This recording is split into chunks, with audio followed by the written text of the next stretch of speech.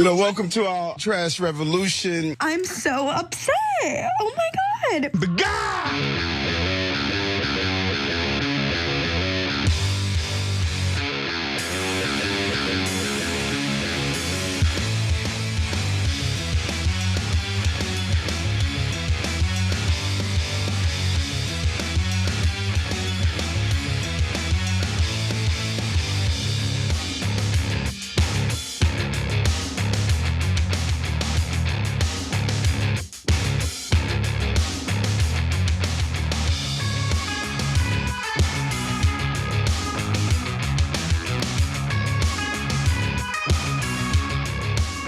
TYT, I'm your host, Ana Kasparian, and we have a colossal show ahead for you today. The president of the Teamsters Union, Sean O'Brien, will be joining us in the first hour to talk about a whole host of issues. Obviously, we're gonna discuss labor. I can't wait to hear what his thoughts are in regard to Donald Trump ousting pro-labor members of the National Labor Relations Board. I also wanna know what he thinks about Senator Rand Paul's recent comments about how he is unlikely to confirm Donald Trump's labor secretary pick, who happens to be pro-worker and also happens to be someone who was recommended to Trump by Sean O'Brien himself. So stick around for that interview, it's gonna be fantastic. But before we get to that, a lot of other news to cover, including, promises made, promises kept when it comes to Donald Trump, but in some cases he made some bad promises, and it looks like he intends to make good on those bad promises, so we'll get to that. But before we get to that and a whole host of other stories, let's start off with this. I want to really drill down on this, Jake, because it's so important. There's 2 million employees in the federal government. Overwhelmingly, the career federal service in this country is far left, left wing. The American people. I don't know that to be a fact. Stephen Miller's claim that nearly all people who work for the federal government are like leftists likely explains why last night President Donald Trump and his administration offered buyouts for federal workers willing to resign from their post. Now, of course, President Donald Trump, along with Elon Musk's Department of Government Efficiency, seem to feel purging the government of federal workers is actually a really great way to reduce spending and limit the size of government. But there are substantial consequences to what they're pursuing.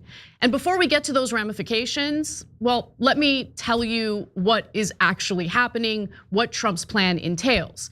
So Trump's administration is offering 2 million federal workers the chance to take a deferred resignation, which means that if they agree to resign between now and February 6th, the administration would pay their full salaries through September.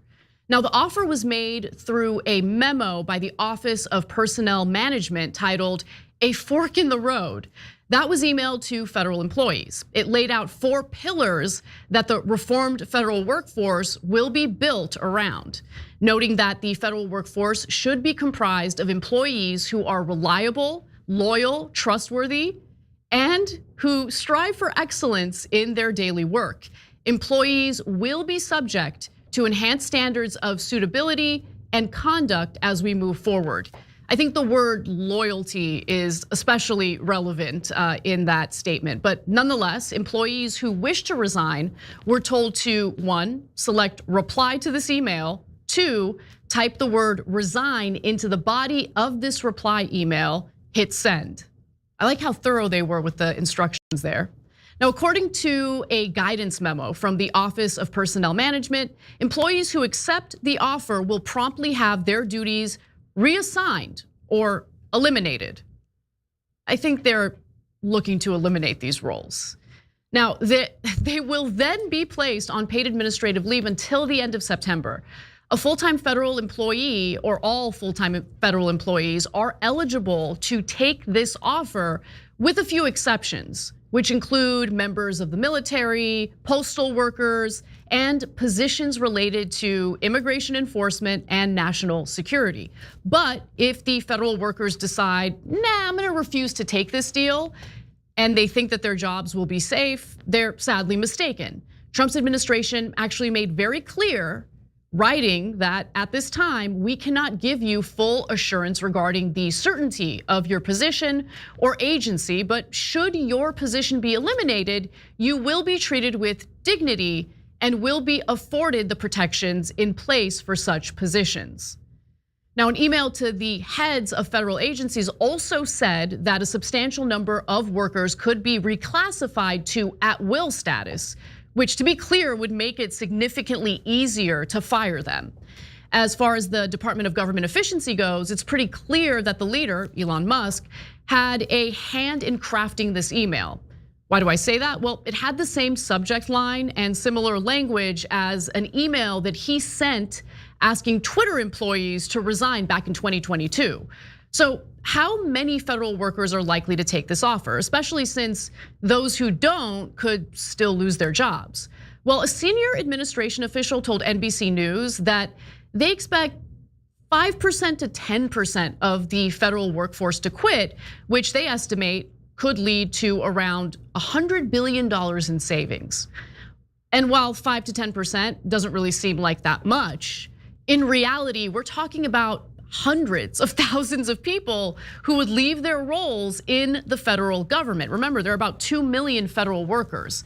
And while there is certainly waste and way too much bureaucracy in Washington, I'm not denying that that's a reality. This ham-handed approach could really backfire. Untold numbers of frontline health workers in the Veterans Affairs Department, officials who process loans for home buyers or small businesses, and contractors who help procure the next generation of military weaponry, I think we can get rid of them, could all head for the exits at once. It could also mean losing experienced food inspectors and scientists who test the water supply while disrupting everything from air travel to consumer product protections. Terry Clower, who's an economist over at George Mason University, says that the offer could also spur the most talented federal employees with the best private sector prospects to leave. So how does that work if you're trying to accelerate government efficiency if who you drive away are your best workers? Democrats like Tim Kaine are also warning the federal workers to not take Donald Trump's deal, but he gives them this advice for a completely different reason. Let's take a look. The federal employees received an interesting email at the end of the day today. Tender your resignation, and then boy, it's just gonna be a gravy train. You're just gonna get paid for 7 months without working. The president has no authority to make that offer. There's no budget line item to pay people who are not showing up for work. This is a guy who made this promise to contractors again and again and again when he was a private business guy. So my message to federal employees who received this is, yeah, the president has tried to terrorize you for about a week and then gives you a little sweetheart offer. Don't be fooled. He's tricked hundreds of people with that offer. If you accept that offer and resign, he'll stiff you just like he stiffed the contractors. He doesn't have any authority to do this. Well, to be fair, contractors often aren't represented by unions, but these federal workers are. So if they're promised this deal and then Donald Trump doesn't make good on that deal, well, they have union representation that can pursue litigation against the federal government. Also, unions representing federal workers are furious and say that their members will actually get stiffed. So it's interesting because the unions agree and they want their workers to stay in place. And ironically, the buyout offer may have the opposite, exact opposite effect of what Trump intended, because some federal workers are now saying that the offer convinced them to stay in their positions despite initially wanting to leave the federal government. In the popular Fed News subreddit, one alleged federal worker wrote, quote, "I'll be honest, before that email went out, I was looking for any way to get out of this fresh hell. But now I am fired up to make these goons as frustrated as possible. Return to office, be damned." And that's the other thing. In order to inflict a little bit of pain for those who choose to keep their jobs in the federal government, Donald Trump is requiring them to go back to the office. Another worker wrote, quote, "I've never been more motivated to stay. Before the buyout memo, I was ready to go job hunting, but then a revelation hit. I took an oath under this position to the American people, and leaving my job under the current state would be failing to maintain my oath as a civil servant." So we'll see how this plays out, but clearly Donald Trump is attempting to push people out of the federal government. This is something that he promised to do on the campaign trail, so I'm not surprised that he's doing it. And maybe this is the first phase, try to weed people out with an offer, with a, if he actually follows through on it, a relatively decent severance for people who are going to not have to worry about going into work and don't have to worry about a paycheck up until September of this year. But a lot of people are apparently deciding that they're gonna stay. And the question is, what does he do after that? And look, I actually don't really have a problem with audits being done to see whether or not there's too much bureaucracy in a government agency, to question whether or not there's any waste of taxpayer resources. I think that would be totally fine. But I do see this as a little bit of a ham-handed approach, and it could get worse depending on what his next step is after seeing how many of these federal workers are willing to take this deal. But we're gonna update you on this story, and obviously we'll give you the details if these moves have any negative impact on Americans' day-to-day lives and the services that they expect from the federal government, considering the resources they provide to the federal government in the form of their taxes. But that's what we have on that story for now. Let's move on to one more topic before we bring our guest on for a fantastic interview. All right. So I want to talk a little bit about an entirely different story. And it has to do with something that Trump is planning to do. In fact, by the time you see this video, it's very likely that he's already done it. But nonetheless, President Donald Trump is expected to sign an executive order limiting the speech of Americans who wish to criticize the Israeli government. Now, it's not being worded that way, but I want to be clear that this is what the potential executive order is all about. So the New York Post apparently was able to obtain the language of this executive order ahead of time, and they reported on it. And they write that the order requires agency and department leaders to provide the White House with recommendations within 60 days and outlines plans for the Justice Department to investigate pro-Hamas graffiti and intimidation, including on college campuses, according to a document describing the order. So look, I'm gonna be unequivocal and very clear here. Investigating vandalism is totally fine. Investigating intimidation is totally fine. I have no problem with that. Those who are proven to engage in those acts should suffer the consequences. In fact, there are specific people who have done these things. And guess what? They were punished for it. Zaid Mohammed Maudawi, a 26-year-old president of the Richmond, Virginia chapter of American Muslims for Palestine, was arrested for allegedly climbing atop a monument near the Capitol and spray painting "Hamas is coming." And guess what? He was arrested. You just heard it. I just read it. In fact, the Justice Department, the federal government, announced in October of last year that he was federally charged. Take a look at this. Protester federally charged with damaging US government property at Union Station. So it really remains to be seen why Trump would need to implement an executive order as if guys like Maudawi didn't even face any punishment for his actions. And the on-college campuses part of the equation means that Trump is caving to pressure from pro-Israel zealots who didn't like that students were speaking out against the slaughter of tens of thousands of women, children, and elderly Palestinians in Gaza at the hands of the American government and through the actions of the Israeli Defense Forces. Further, the executive order calls for the deportation of resident aliens, including students with visas, who broke laws as part of anti-Israel protests following the October 7th, 2023 terrorist attacks in Israel, which sparked the invasion of Gaza, the document says. Now look, unfortunately, Trump will likely be able to, signed this executive order. I don't think anyone in the federal government, with a few exceptions, are gonna push back against it. And federal courts have also ruled that non-citizens do in fact have fewer free speech protections compared to American citizens. And for a party that loves to cry about DEI and the speech police on the left, well, Republicans sure love to carve out specific exceptions to their ideology when it comes to Israel.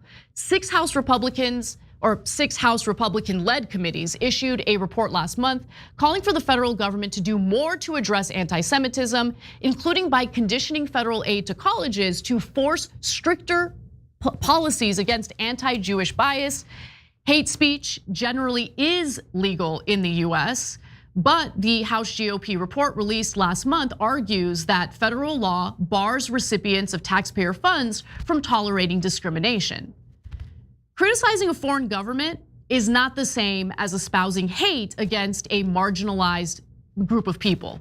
I want to be clear about that, because look, the wording makes it seem like it's going after actual anti-Semites. But let's not forget how people who were saying anti-Semitic things were unfortunately getting grouped together or conflated with peaceful protesters who wanted their universities to stop investing in weapons manufacturers or anything that was helping to embolden the Israeli government to continue on with this war in Gaza. That's what they were protesting. The majority of people were actually peaceful.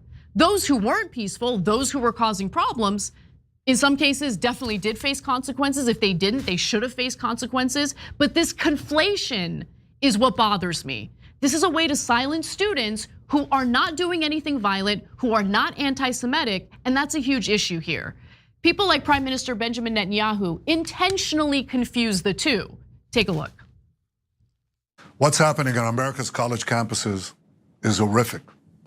Anti-Semitic mobs have taken over leading universities. They call for the annihilation of Israel. They attack Jewish students. They attack Jewish faculty. This is reminiscent of what happened in German universities in the 1930s. It's unconscionable. It has to be stopped. It has to be condemned, and condemned unequivocally. He didn't want any of the protests to happen on American college campuses. He doesn't like any criticism. Anyone who criticizes the Israeli government is immediately labeled as an anti-Semite by the likes of Netanyahu. And that's the thing that's so frustrating, that we have a foreign government calling the shots here in the United States in regard to our own speech rights. When Netanyahu orders American politicians to heel like his dogs, they usually do it. And I gotta be honest, it's sad that someone like Donald Trump, of all people, isn't even an exception to that. We gotta take a break. When we come back, we'll bring on Sean O'Brien, who's the head of the Teamsters Union. A lot to talk about: the state of the Democratic Party, how labor plans to strategize in the Trump era, what he thinks about Donald Trump's executive orders thus far. So much to get into. Stick around, we've got that and more coming right up.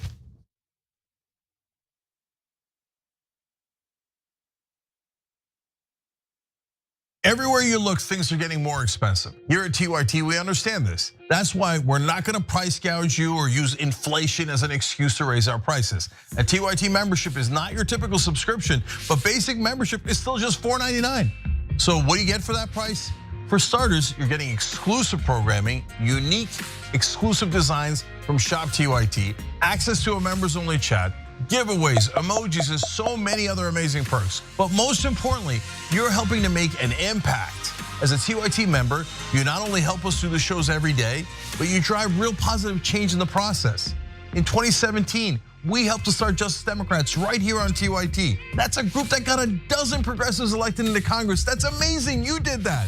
Your support also funds TYT's very own investigative reporting. Just recently, our reporters exposed the Fellowship Foundation and pressured lawmakers into boycotting that bigoted event. Isn't that amazing? We raised over $30,000 for Jackson, Mississippi, and delivered clean water to thousands of people in need. Our petitions, polls, and community of activists help keep the corruption of Washington in check. That's the impact of what just $4.99 a month from our members can do. And we're just getting started. Positive change doesn't occur overnight, but with your contribution, we can make it happen together.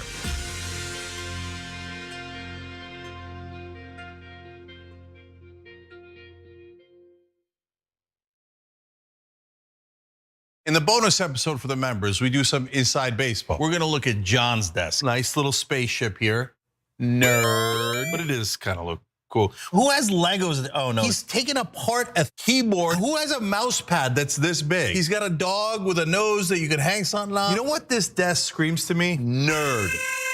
And that's how we like him. We love Johnny Pie. He's got his own personality like everybody does at TYT. Come meet us all in the bonus episodes. TYT.com/team. David Soror. Dr. Phil. Adam Green drop by. Charlamagne. Congressman, great to have you. It's great to be with you, Jay. Your show is a great thing. You're informing people. A lot of the shows that I live on, my CNN, my MSNBC, and even Fox, and any of the other shows, NPR, they are so quick to decide that they know what this building means today. The one thing that I hate that politicians do, they talk about the people they should be talking to. Do they have any idea that they're the establishment and that they're hated, or do they not realize that at all? People are so deeply in their little universe. I think it's very easy to not really question what you're doing. Voters have a right to ask questions of any nominee, whether they're independent, Republican, or Democrat. The system is duopoly that suppresses competition. How is it the year 2024 and we're still like, maybe they'll talk about paid medical? Like how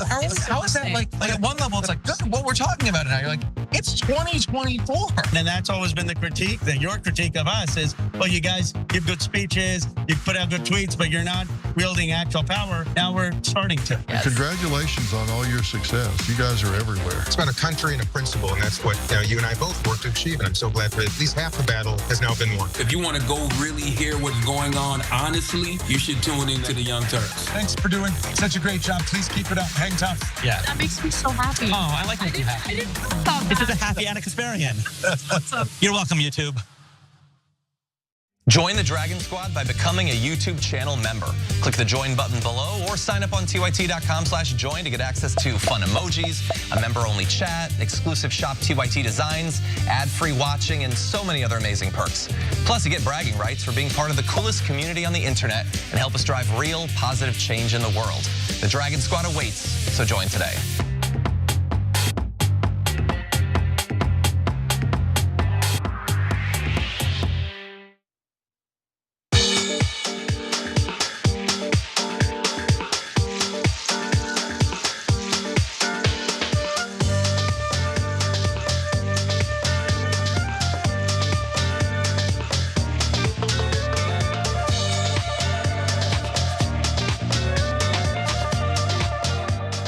Welcome back to TYT. I'm your host, Ana Kasparian. Jalen writes it and says Trump is going after jobs that women hold. I think he's looking to cut the federal government or the number of jobs in the federal government overall. But he's definitely gonna do some damage. We've got Great Tariffs is here, who says, hi Ana, you look amazing as always. Thank you, good to hear from you. And let me read one more comment. Give me 1 second. All right. Sorry about that, guys. Space writes in and says, I'm hearing a lot of people on the right are mad at Trump. Write in again, because I'm curious specifically what they're upset about and what you're seeing. But for now, we've got something entirely different to get into.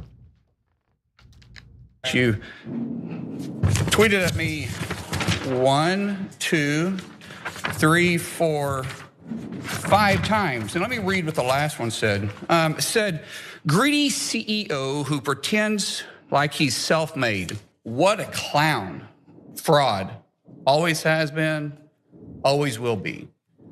Quit the tough guy act in these Senate hearings. You know where to find me. Any place, anytime, cowboy. Sir, this is a time, this is a place. You want to run your mouth, we can be two consenting adults. We can finish it here. Okay, that's fine. Perfect. You want to do it now? I'd love to do it right now. Well, stand your butt up then. You stand your butt up. Oh, hold on. Oh, stop it. Is that your solution, every poll? No, sit down. Sorry, Eric, sit down. Okay. You're a United States Senator. Sit down. Active. Oh, okay. Sit down, please. That was Teamsters President Sean O'Brien sparring with Republican Senator Markwayne Mullin during a Senate hearing back in 2023. But as the head of the Teamsters, O'Brien doesn't just fight against corporate politicians in the halls of Congress. In the age of weak and corrupt leadership, O'Brien bucks the trend. He's known to go to war on behalf of his members, securing better pay and working conditions. And today, we're really in for a treat because Sean is here to talk about protecting labor in the age of Donald Trump and more. Sean, welcome to TYT. Thank you very much. I appreciate you giving me the opportunity to be here. It's a pleasure to have you. So let's get right in because there was a lot that I really disliked about the leadership of former President Joe Biden, but he appointed actual pro-labor people to serve on the National Labor Relations Board, and I've always given him a lot of credit for that. Unfortunately, yesterday, President Donald Trump decided to remove acting general counsel Jennifer Abruzzo, which is unfortunate, but he has the right to do that. But he also removed NLRB board member Gwynn Wilcox, which he is prohibited from doing. There are some legal issues with him doing that. So Trump also has a record of being against labor unions, as this video from 2008 on the UAW strike makes clear. It's the same thing with the unions. That's right. They get their little 5%, they get another 2%, they get another 3%, 4%. Then all of a sudden they're making more money than the people that own the company. So in an interview with Tucker Carlson, you said you believe that Trump wants to show that he stands for labor. Obviously, this was before his latest actions with the NLRB, but I am wondering, do you still believe that he's going to carry out what's in the best interests of labor? Well, I mean, I think he said all along during the campaign, I think many Republicans echoed the same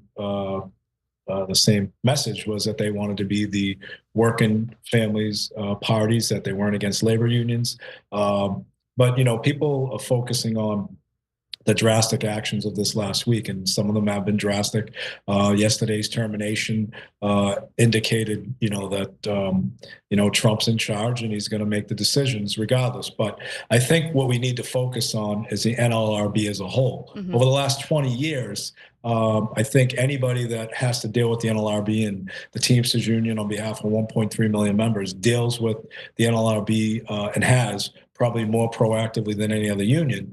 And I think no matter who has been the president, whether it was President Bush, whether it was Obama, whether it was Trump, whether it was Biden, and again, Trump, I think we can all agree that that system, it's a broke bureaucratic system that needs reform, regardless of who's in charge. I think it's been well documented and proven that when you file charges at the NLRB or when you have an issue at the NLRB, there's no quick resolution. So I think regardless of who's in charge and regardless of who's on the board, I think we need to really take a hard look at making this process on behalf of American workers easier. Mm-hmm. And look, the Republicans said a lot of things during this election on how they want to be the working party's representative. Well, what we're focused on right now, and it's too bad people lose their job, anybody that loses their job, but what we're focused on in the Teamsters Union is making certain that we work hard to get Laurie Chavez DeRemer appointed as Secretary of Labor. And that was one of our goals soon after President Trump won. And I went down to meet with him and lobbied very hard, 3.5 hours. And it wasn't an easy lift. So in one of our conversations, I said, you thank unions for winning the election. You thank the rank and file members. Now you need to appoint a Secretary of Labor that is going to be pro-worker, pro-union, and he appointed Laurie Chavez DeRemer. So even though there's been some moves that he's made that people may not agree with, our eye is on the prize in getting Congresswoman DeRemer appointed Secretary of Labor. Yeah, first of all, thank you for recommending someone who's actually pro-labor to Donald Trump. Thank you for putting in the work and negotiating with him. I know that that's not an easy lift, but I am a little bit concerned about her fate, especially considering some of the statements that we're hearing from Republican members of the Senate who obviously would need to vote in favor of confirming her. So, Donald Trump did nominate former Congresswoman Laurie Chavez DeRemer. I've talked about her on the show. But, Rand Paul put out a statement just this week, Senator, who says, I'm not in favor of her. She's a little too pro-labor. I think, let's take a look at that graphic. I think she'll lose 15 Republicans and she'll get 25 Democrats. I mean, she's very pro-labor. She might get all the Democrats, who knows? And look, all the Democrats might vote for her. Maybe we don't need, every single Republican to support her. But what do you say to Senator Paul, who has a problem with a pro-labor individual serving as labor secretary? Well, Senator Paul has a problem, I think, with anybody that don't agree with his personal agenda. And he's got to realize that there is a new wave of Republicans and hopefully Democrats. And he's stuck in the old school mentality, as well as some Democrats. And he needs to realize that, to get anything done in this country, there's got to be cooperation, there's got to be bipartisan support. And, look, here's a guy that he's made statements about, being pro right to work, and, Laurie Chavez-DeRima doesn't stand for what he stands for. It's not about him. It's about the constituency that he represents, and he needs to realize that. And look, if he wants to, obviously try and curtail her appointment, I'm going to tell you, we're going to work hard. We're working on both sides of the aisle, advocating for Laurie Chavez-DeRima, and there is an appetite for bipartisan support of her appointment. And this just goes to show you, Rand Paul, he should embrace working people. He should embrace unionization. I mean, for someone to just be, hell-bent and saying no because he doesn't agree with it, go talk to your constituency, leave Washington, D.C., see what your constituents want. And I guarantee you, and look, we've proven, I think organized labor, rank and file members have proven that, they vote and their vote matters. And maybe, he needs time for him to go. I mean, I love that threat, right? The threat of political ramifications if you don't actually serve what's in the best interest of your constituents.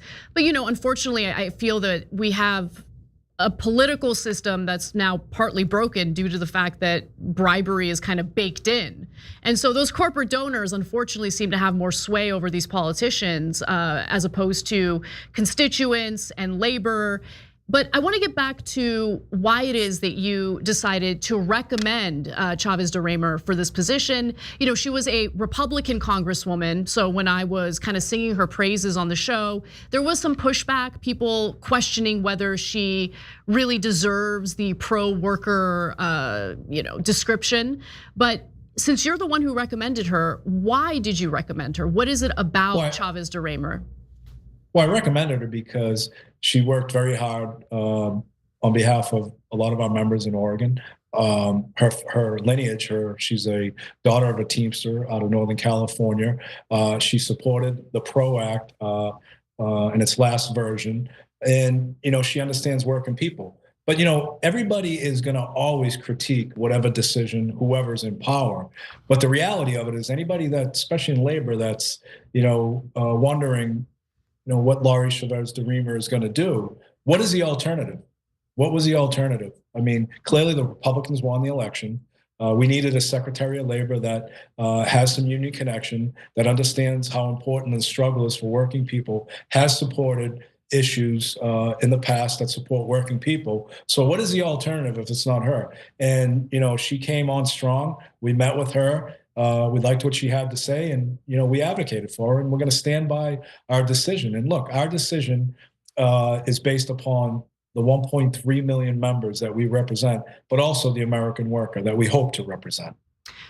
Was Donald Trump willing to listen to your recommendation for labor secretary as a result of your willingness to speak at the Republican National Convention? That's what's funny. We never ever had a conversation about anything at the RNC if Donald Trump won the election. Mm-hmm. This clearly, after he won the election, we knew who candidates, or we knew people that were jockeying for the Secretary of Labor position. They were pro-business, big anti-union law firms, and we had to be proactive. And that's what people don't see. They can write it whatever they want online. They can attack, the Teamsters Union. They can attack me personally for supporting her. But the reality of it is there was no better choice, and that's why we lobbied hard. We had some frank conversations with the President of the United States, and we're very, very thankful and hopeful of the outcome, and also hopefully she will get support from her Republican colleagues, despite what Rand Pauls of the world is saying. And the Democrats will not use this as a political pawn just to say no. This could be something good. This could be something great. This could help, revitalize the broken system, the bureaucracy at the DOL and also at the NLRB. And it could actually demonstrate a bipartisan approach to representing working people and doing what's right by American workers. So let's get into that speech, because I loved it, but you received a massive amount of backlash from the left over your decision to speak at the RNC. You were a keynote speaker on the first night of the Republican National Convention, and I thought, honestly, it was fantastic, mostly because it was the type of speech that you would never expect at the RNC. In fact, I want to show the audience just a little piece of it. Labor law must be reformed. Americans vote for a union but can never get a union contract. Companies fire workers who try to join unions and hide behind toothless laws that are meant to protect working people but are manipulated to benefit corporations. This is economic terrorism at its best. An individual cannot withstand such an assault. Under our current system, massive companies like Amazon, Uber, Lyft, and Walmart take zero responsibilities for the workers they employ. These companies offer no real health insurance, no retirement benefits, no paid leave, relying on underfunded public assistance. Sean, a friend of mine named Vincent, who's actually a Teamster, wanted me to ask you, how do you maintain your backbone? Hey, listen, we grew up in Boston. We got thick skin, and we don't. As I say a lot of times, we don't sweat. We don't sweat most. I love it. But look, you paid a price for sending that incredible and important message to the Republican Party, which you did talk about a little bit with Tucker. I've got back problems from the last 8 months of the knife wounds from the far left in the Democratic Party. So tell us a little bit more about that backlash that you suffered. Did it go further than criticism? I'm super curious about that. Well, it's like anything else. I mean, we stand by our decision. We made the decision based upon the input of our membership, which is important. And we stand by our decision not to endorse. And look, the far left, they got nasty. They were, tweeting, they were, or Xing, whatever it's called now. They were on social media attacking the Teamsters Union, attacking me personally.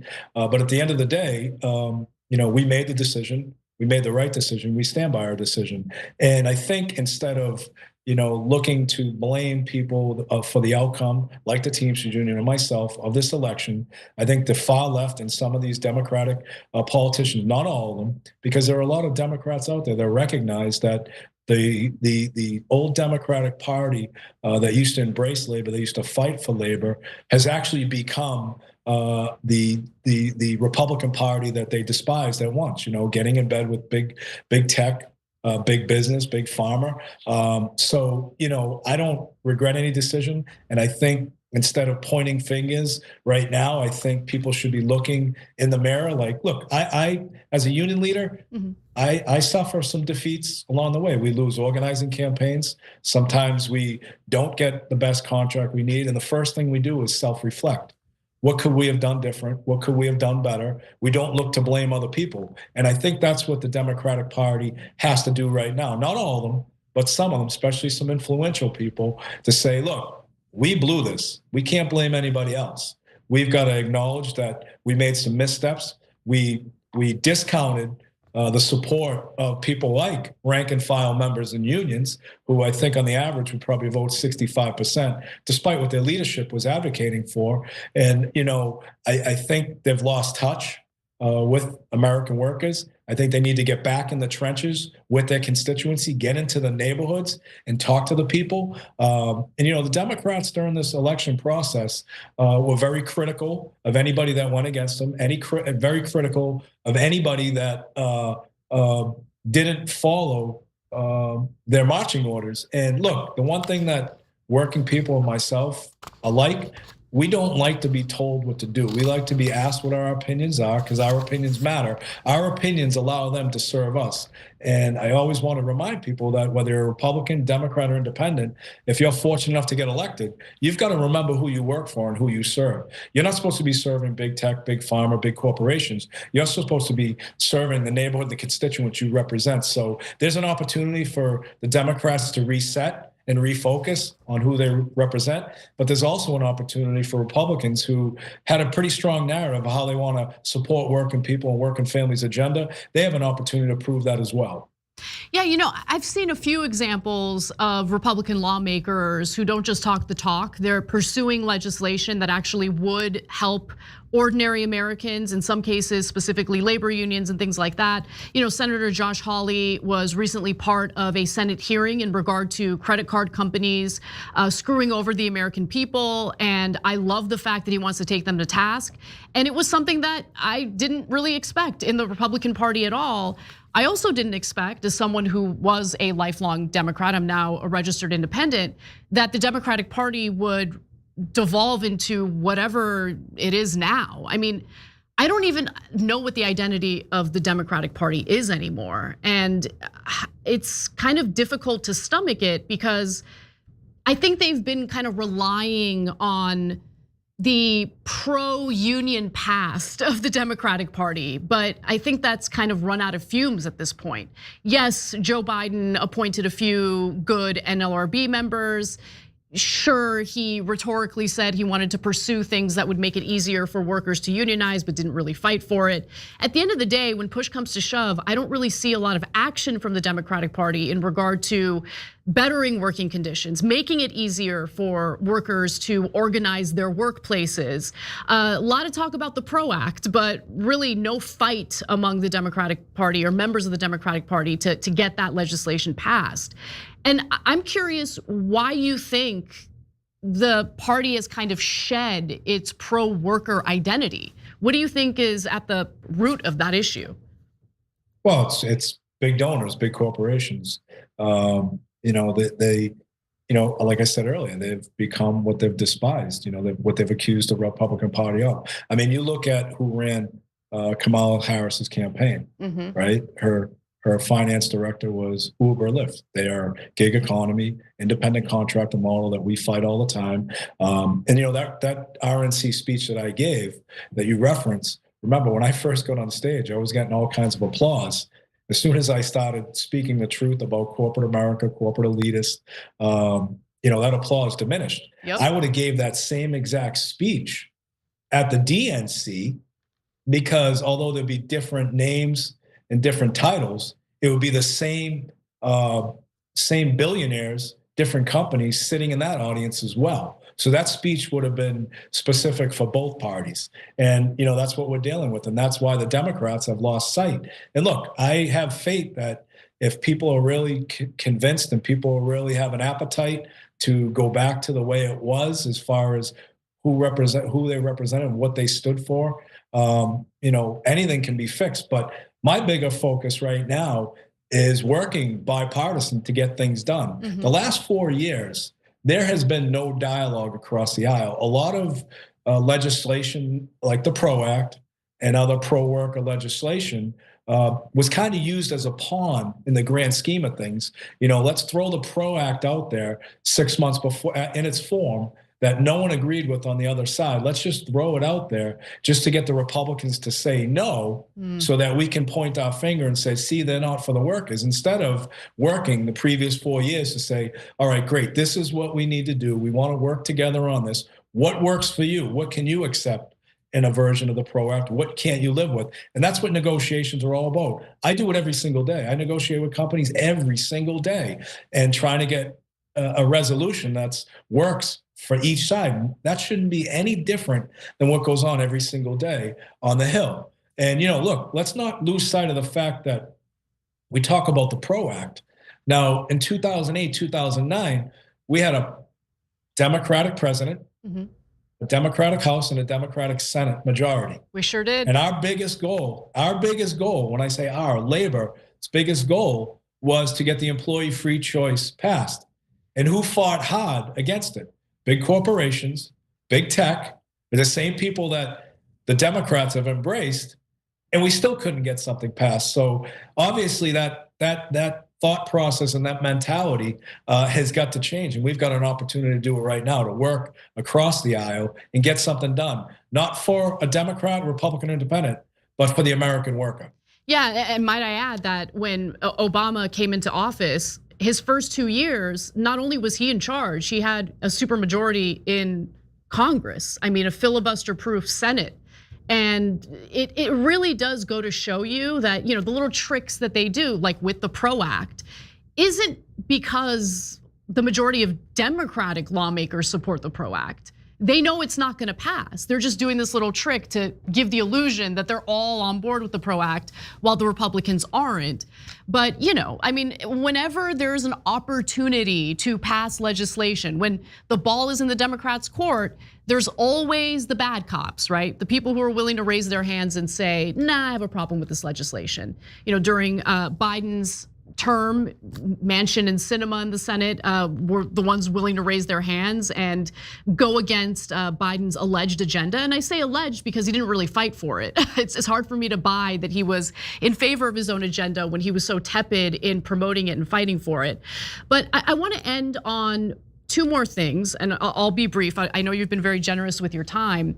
I thought it was fascinating that the members, the Teamsters members, overwhelmingly supported Donald Trump, and that's based on the polling that you guys did. So, according to the electronic member poll that was initiated after President Joe Biden withdrew from the race, about 60% of members believed the union should endorse Trump, while 34% supported Harris.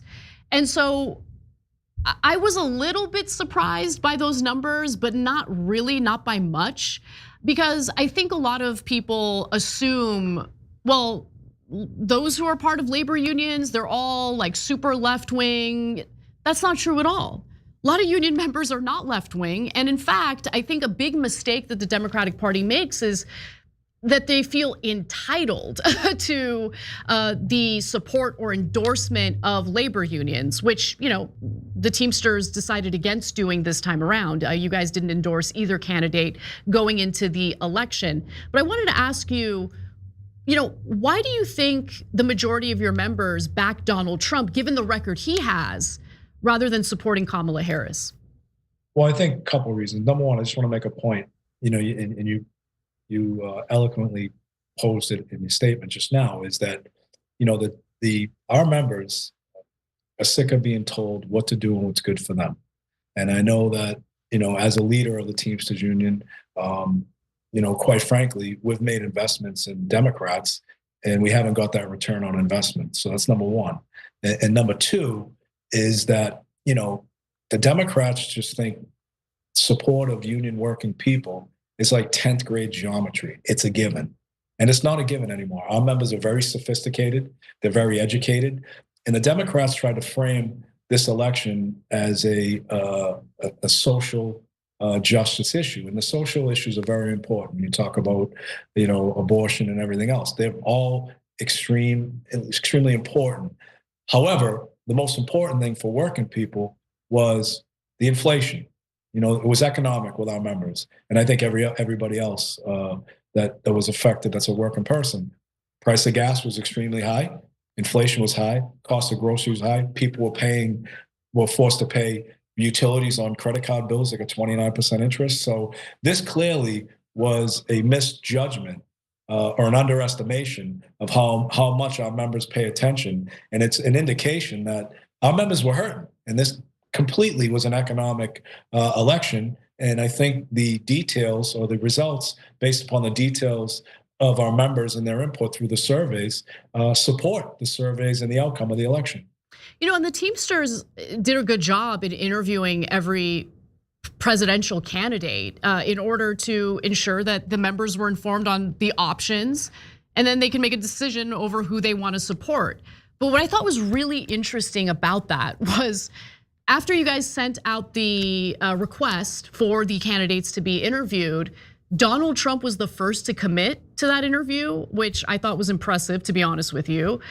Biden apparently was salty over the fact that Donald Trump committed first, but eventually did get interviewed by the Teamsters. And then Kamala Harris's interview was a little more shaky. So I want to go to you talking about that while being interviewed on Tucker Carlson's show, and then I'll ask you for some more details. Sure. One of my vice presidents, a woman named Joan Corey out of my local, she sits on our general executive board. Joan introduces herself to Vice President Harris, says, I'm Joan Corey. I'm on the general executive board for the Teamsters. She goes, Teamsters? You better get on board. You better get on board. Better get on board soon. If I want to support from any organization, I am not going to point my finger in someone's face and say, you better get on board or else. But that's the attitude of this whole party. And her declaration on the way out was, I'm going to win with you or without you. Oops, not a good statement to make, especially now that she's lost the election. But talk to me a little bit about what you experienced with Kamala Harris getting interviewed by the Teamsters. She seemed to not want to answer any questions. Yeah, I mean, it was a pretty in-depth negotiation, to get her there, and this was all around, the DNC stuff. There was a lot of controversy over the not being invited to speak at the DNC. So when she finally came there, we gave each candidate 16 questions, the same exact questions, and the questions were provided well in advance, and we were told that she was only going to answer 5 questions, and then they tried to negotiate down. She's only going to answer 3 questions. So long story short, she came into the meeting, met everybody, sat down. We started the questions from rank and file members, and then her staff, 20 minutes prior to the meeting ended. We had 20 minutes left, and she answered about majority of 3 questions, and then on the 4th question, I believe it was the 4th question, her staff slipped a piece of paper across and said, this will be the last question, and then we're leaving. Wow. So, so it was, pretty bold, but her declaration, like I stated on Carlson, was, look, we are gonna win with you or without you. And I thought that was pretty arrogant. And, if I'm coming to present and ask for something, I am gonna be as humble, but I'm going to be as passionate about, and appreciative of asking for support. And that compassion and appreciation was not relevant. It was like, I'm going to win with or without you. And if I win, watch out. It was kind of like a threat type of declaration. And, I think the one thing that everybody recognizes in society right now is, you can't just go around demanding and being arrogant about, the direction that you want to go in or the support that you're seeking. You've got to be a little bit humble and modest, and that clearly wasn't her best day in front of us. I mean, I totally agree with that. I mean, you are trying to be a public servant. I mean, yes, the president is an incredibly important role, important person, powerful person, but you're still supposed to be a public servant, a representative of the American people. The idea, I just feel like Democrats in recent election cycles have kind of presented themselves as if we're the public servants, as if they're entitled to our votes without actually carrying out policies that have benefited the American people. And look, I'm hoping that this past election cycle was a teachable moment for them. Senator Bernie Sanders has always been good on issues pertaining to workers' rights and labor, and he was willing to come out after the election was all said and done and just call out the party for the mistakes they've been making, the fact that they've abandoned the working class. And I really want them to go back to what they used to represent, because right now I personally feel politically homeless. But I really do commend you for your willingness to work with both political parties in order to secure some wins on behalf of the Teamsters members. That's what you're supposed to do. And regardless of the pushback that you might get, I think it's the right course of action. And I really do appreciate you, the work you do and what you represent. Keep taking the fight to these members of Congress. It's not only entertaining to watch, but it's inspiring. And I'm glad it can be a source of entertainment. But it's true. I mean, look, we know who we represent. We know who we work for. And look, I'll just say this. It's a great opportunity for both parties to prove, that there's the ability to reset and refocus. And there's also an ability to collaborate to actually effectuate change on the Republican side as it relates to working people. So hopefully we can do this. And look, there's going to be critics no matter what we do. We just got to focus on our mission, and that's representing our members and representing the American workers in the United States. I love it. Thank you so much, Sean O'Brien. I hope you'll come back again soon. And thank you for being so generous with your time. Thank you very much. I appreciate you. All right, everyone, we're gonna take a brief break. When we come back, I'll read some of your comments, some of your thoughts. Stick around, we'll be right back.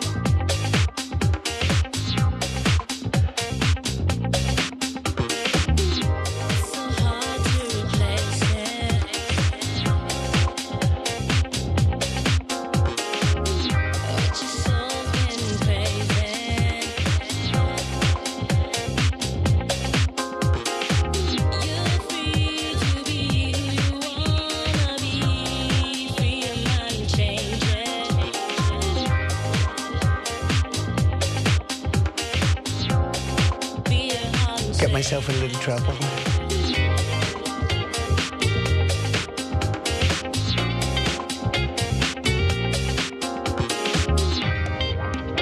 Get myself in a little trouble.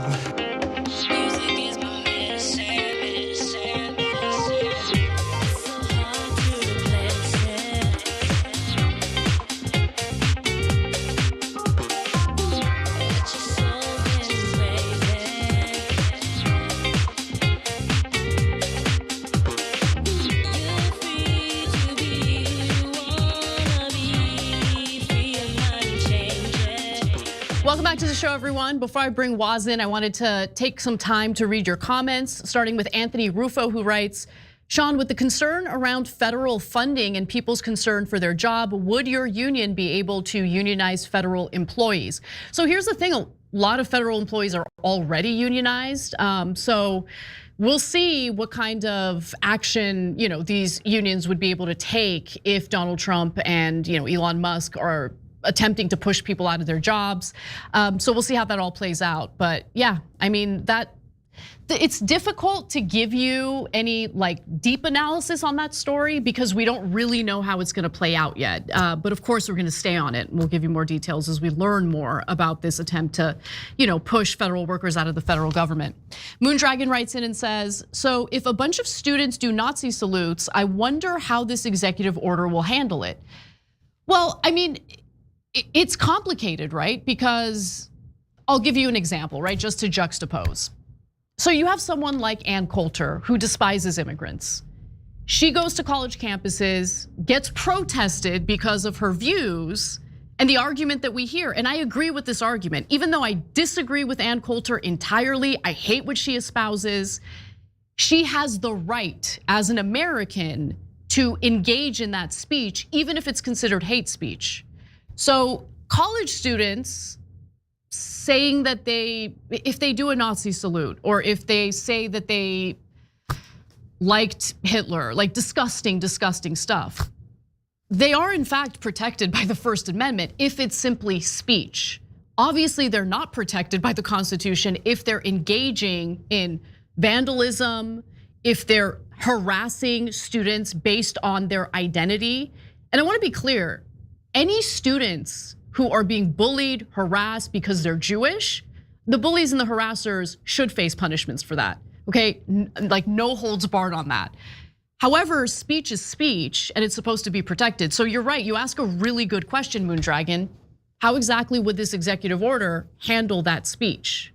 So the stinky stocking full of lies writes in and says, gotta say, a bit disappointed Bernie stepped in, and this is in regard to Sean O'Brien about to engage in fisticuffs with Senator Mark Wayne Mullen.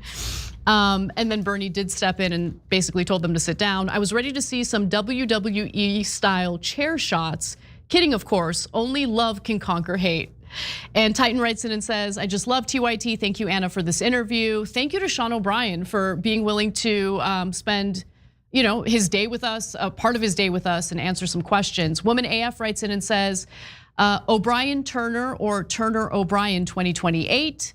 Bruce City Mike says RFK shouldn't be within 50 feet of health, medicine, or science. Oh my God, Bruce City Mike, I was glued to the hearing today, and it was not good. And so I actually have less faith in RFK Jr. as a result of the hearing today, to be quite honest with you. And we're gonna talk about that in the next segment, so stick around for that. But the rest of the comment is, RFK shouldn't be within 50 feet of health, medicine, or science, environment, or housing maybe, but absolutely not the position he's been nominated for. Yeah, I agree with you on that, based on a lot of what I heard today during that confirmation hearing. Be Kind Dragon says, in regard to the clips that we played of Sean O'Brien's interview with Tucker Carlson, I hate that I just had to hear Tucker Carlson's laugh. Trigger warning next time, please. Yeah, he's got a unique laugh, let's put it that way. Londa Mull writes in and says, I dig this guy's courage and integrity in regard to Sean O'Brien. There's not enough of that these days, and I totally agree with you about that.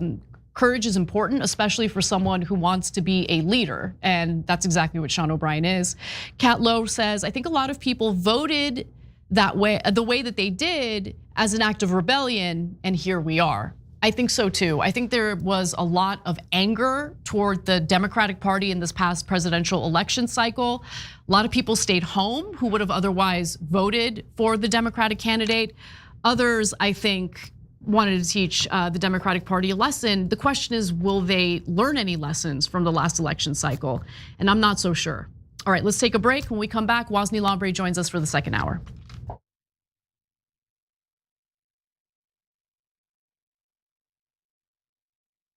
I don't care if you're Christian. In fact, I will fight for you to have your religious liberty and practice your Christianity. I believe in that. I don't believe in Christianity, which means that you do not get to dictate the way I live my life based on your religion.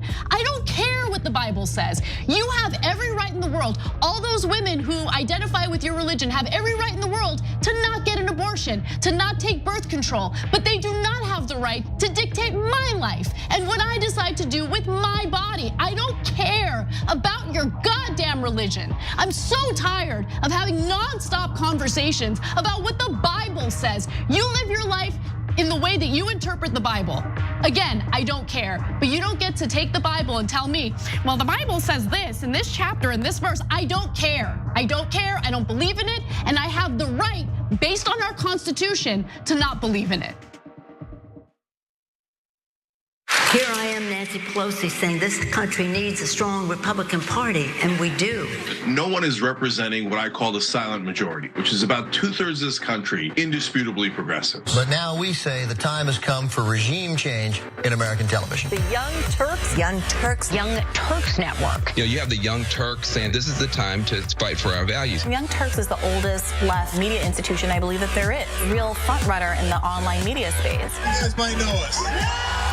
Biggest online left of center outlet that exists. All of you know the Young Turks. People from this district heard about Justice Democrats by watching your show. Thanks to the Young Turks for covering Trayvon Martin's case early on when few people were covering. They don't stop, I won't stop. Racism won't stop, so I won't stop. Species are at risk of going extinct. Major media outlets did not dedicate much time at all to that. We reached a whole heap of people with our progressive message. We're not the Young Turks, you're the Young Turks. That 300 million is a pretty good number, Well, that's the size of the US population. You know what our next target is?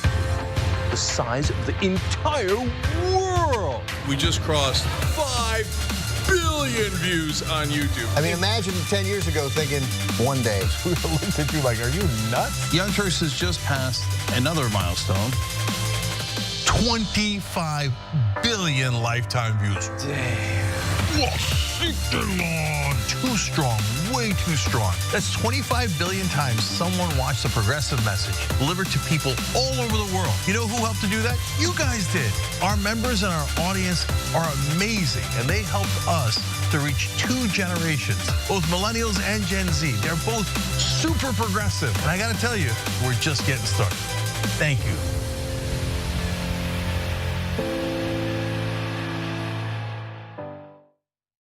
All right, lots of comments. You guys are the best. I'm gonna read a few comments from our members. Mr. Methuselah says on YouTube, super chat, thanks for all the important work you do for TYT for the movement. Do you know who had the first super chat when I got back from vacation? You won't be surprised to find out. Billy B. Taylor. What do you know? Billy says, rejoice, for Dragon Daddy has returned. This question sent to us by Izzy Sanchez Jr. Is it me, or is Meghan McCain talking as fast as Ben Shapiro? Is that the way the right tries to look smart and intellectual? Well, yes. Michael Nathan writes it on Twitter. Did Anna choose Cenk's outfit today? I'm sure it wasn't Cenk himself. Man Bun Cenk and Skinny Jeans says, so now Anna has pointed out, okay, that's his handle. T. Joyce, 1971, saying Donald Trump is good at pulling out of things, NAFTA, the Iran deal, NATO. It's just too bad Fred Trump didn't.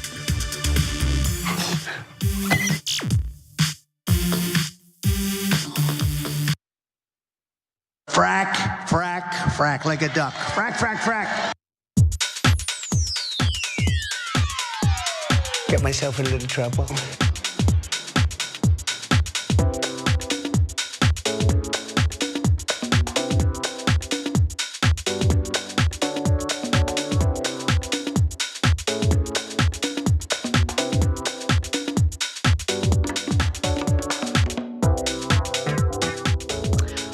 to TYT. Ana Kasparian and Wosny Lambre with you.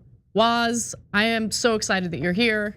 We're gonna talk about RFK Jr.'s confirmation hearing. We're gonna talk about some infighting in the Republican Party. I love when that happens. I know, especially when it's anti-MAGA, elements. Going to war with MAGA elements, it's always entertaining. But I want to encourage everyone to participate in our live polls. We are doing more and more of these polls with our live audience because we're curious what you think about these stories. So if you're watching us online at the moment, keep an eye out for the polls. Tell us what you think, and we'll weigh in on that and share what the results are with everybody. So let's get to the confirmation hearing, shall we? News reports have claimed that I'm anti-vaccine or anti-industry. I am neither. I am pro-safety. Did you say that COVID-19 was a genetically engineered bioweapon that targets black and white people, but spared Ashkenazi Jews and Chinese people? I didn't say it was deliberately targeted. I just quoted an NIH-funded and NIH published study. I support the measles vaccine. I support the polio vaccine. I will do nothing as HHS secretary that makes it difficult or discourages people from taking either of those Anybody vaccines. who believes that ought to look at the measles book you wrote saying parents have been misled into believing that measles is a deadly disease. That's not true. I don't want to take food away from anybody. If you like a cheeseburger, a McDonald's cheeseburger, or Diet Coke, which my boss loves, you should be able to get them. Word on the street is it was an uneventful day at the Senate today. Obviously, I'm kidding. Today was the first day of the Senate confirmation hearings for RFK Jr., who of course has been nominated by Donald Trump, and it was a doozy, as you can see from the compilation video. Now, since we can't discuss everything that happened in this 3.5 hour long hearing, I do think we can focus on the exchange between RFK Jr. and Senator Bernie Sanders in particular, so we can weigh in on the more important elements of this issue, of the role that RFK Jr. would be serving. And so first, let's start with a simple question from Senator Sanders about universal health care. Do you agree with me that the United States should join every other major country on earth and guarantee health care to all people as a human right? Yes, no? Senator, I can't give you a yes or no answer to that question. Health care a human right? Is health care a human right? In the way that free speech is a human right, yeah. I would say it's different because with free speech doesn't cost anybody anything, but in healthcare, if you smoke cigarettes for 20 years and you get cancer, you are now taking from the pool. Well, and so are you guaranteed the same right, or is there also a duty? I'm sorry, I'd love to talk for an hour with you. We got a few minutes left here. All right, every other country on earth says healthcare, whether you're poor or rich, young or old, is a human right. I'm not hearing you say that. Now, obviously, this line of questioning is relevant considering the fact that Donald Trump has nominated RFK Jr. to be the top health official in the federal government. And it's clear that RFK Jr. is not in favor of Bernie Sanders' signature legislation, Medicare for All, or universal health care. And so I gotta be honest, I'm really not surprised by that. Most people who aren't, on the progressive left tend to recoil as soon as they hear something like Medicare for All. Until you take that labeling away and just kind of describe what the legislation would do, then all of a sudden polling indicates the majority of Americans are in favor of it. But I'm curious what you think about the way RFK Jr. answered that question was, because he brought up a point that oftentimes is brought up by Republicans. Well, it wouldn't be fair because some people lead unhealthy lifestyles and that would economically hurt others who would be part of this, healthcare program. What do you think about that? I think it just shows the contradictions that are inherent to the MAGA movement and just most of these factions within both parties, honestly, because so many of them are so corporate coded. And just the idea that the government would come in and wipe out the private health insurance agencies, corporations is, it's a non-starter. At the same time, if you want to implement some of the changes that RFK wants to implement when it comes to the chemicals and food dyes and, microplastics, et cetera, you have to confront some of these very same powerful interests and corporations. And so I'm not surprised that there's a fundamental inconsistency or hypocrisy to RFK's worldview when it comes to American health. And look, to be fair to RFK, countries that do have a single payer healthcare system, similar to what Sanders wants to implement here with Medicare for all, these are countries that don't have any smokers, right? Like these are countries where the population lives perfectly healthy lifestyles, no one's obese, no one smokes, no one engages in drug use, no one drives erratically on the road, which puts them at risk of a serious injury as a result of a car accident. The people of the UK, they're perfect. None of them smoke. I don't know if you heard this, but in the UK, no one smokes. Same with Canada. I mean, come on. Japan, have these people ever been to Asia? My goodness, nobody smokes more than those folks. Is that true in Japan? I'm surprised by that, actually. Oh yeah, folks are smoking out there. It's just one of those things. But I'm like the excuse making is obviously a joke, but he's been kind of signaling his anti-universal healthcare stance again, like. So much of what these guys want to do, and I don't want to get on my, my little soapbox, but I will a little bit here. It's very individualistic based. It's this idea that you by yourself will fix your health, and institutions and culture have no bearing on those outcomes. It's just about you by yourself. It's very, neoliberal. And so I'm not surprised that RFK again goes against this. Now look, to be clear, I for the moment being have kind of put Medicare for all or a single payer healthcare system aside because I think we're so far from that. But there are other issues that are important for the role that he would serve should he get confirmed for the Health and Human Services Secretary. And so let's talk a little bit about his thoughts on pharmaceutical drug prices, because that's another issue that Senator Sanders brought up. And I was really curious to hear what RFK Jr. had to say about that. Let's take a look. As you all know, despite the drug companies making over $100 billion in profits, paying CEOs outrageous compensation packages, we in some cases pay 10 times more for the same drug. Will you support legislation that I will introduce which says that in America we should not be paying a nickel more for prescription drugs than people around the rest of the world? Yes, no? To equalize it? Not to equalize it, that we should not be paying more than other countries for the same damn drug. President Trump has asked me, in fact, I had a meeting with President Trump a week ago where we showed him the charts. He knows the charts. We're paying 10 times more from Europe. That's right. And are you going to commit to us that you will end that absurdity? I think in principle we can. We should end that disparity. Good. Okay. That's great. That was a good answer. That was a good answer. And look, Bernie is fired up, but he should give RFK Jr. some time to answer the question before he jumps on him. But Woz, do you believe RFK Jr. when he says that something should be done to stop pharmaceutical companies from price gouging Americans, especially relative to what other countries are paying for these drugs? So here's the thing, folks. Like RFK Jr. is a former lawyer.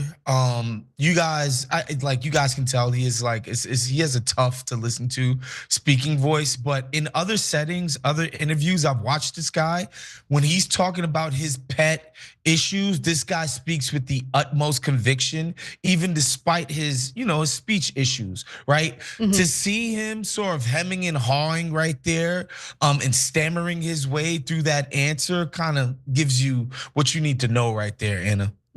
All right, okay, so you're not buying it.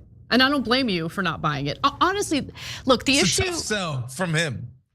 The issue I have with RFK Jr. is he seems willing to betray his own beliefs or stances depending on what's convenient at the moment. And I think the next exchange makes that pretty clear. A year and a half ago, you went to New Hampshire, running for president, gave a speech, and you talked about government should not tell a woman what she can do with her own body. That's her choice. Now, I think everybody on that side is pro-life. I think everybody here is pro-choice. I have never seen any major politician flip on that issue quite as quickly as you did when Trump asked you to become HHS secretary. Tell me why you think people should have confidence in your consistency and in your word when you really made a major U-turn on an issue of that importance in such a short time. Senator, I believe, and I've always believed, that every abortion is a tragedy. But you told the people in New Hampshire that it was their right. Look, this is the Bernie I love. I just do. You so rarely see any politician really fighting for anything. So I just love seeing him, fight back against the flip-flopping and the, willingness to change your views and your values based on what's politically convenient at the time. But nonetheless, I just don't trust RFK Jr. I mean, the fact that he's willing to flip-flop on something that's so fundamentally important in the health and future of women in this country. I mean, he really did damage, in my view, to himself and his reputation throughout the entirety of this hearing. I couldn't stop watching it. I was really glued to it. And I was a lot more open-minded to RFK Jr. prior to watching this hearing. And I'm curious if you had, a similar take. Maybe you were never buying anything coming from RFK Jr., but what do you think? Look, there's like a sliver of some of the stuff that he's been hawking that I personally find to be obvious, right? As I mentioned previously, some of the chemicals like that they use in our food companies, the same freaking corporations use in our food here in America that they don't use abroad because it's banned, right? And so they're poisoning Americans and other people abroad are protected from that.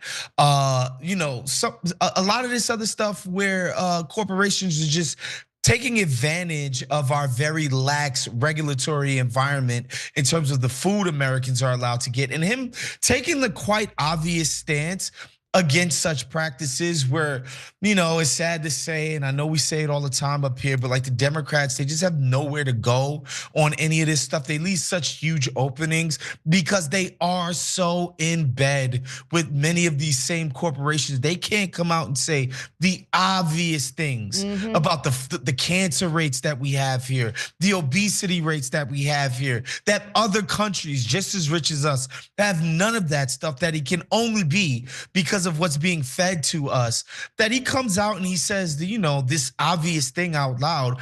I give him props for that, but quite frankly, for me, while this guy's a phony and I don't think he should be anywhere near this office, is that he came out with a campaign and said something that, a lot of us would agree with. Both of the parties have problems.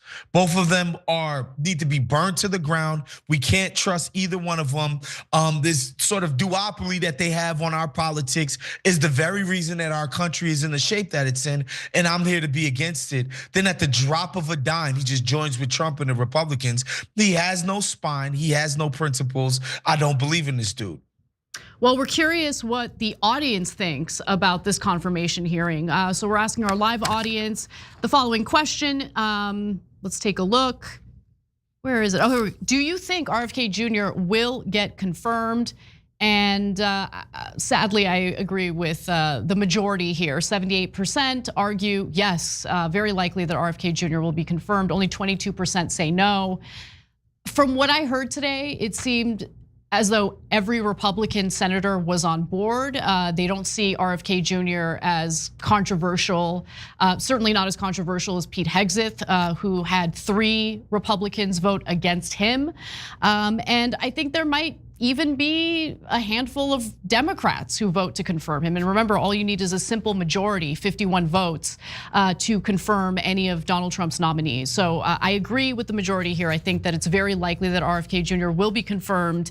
And I guess let's cross our fingers and hope that he actually pursues or implements some of the good things that he was campaigning on, including going after some of the corruption in the federal government pertaining to health regulations and health regulators,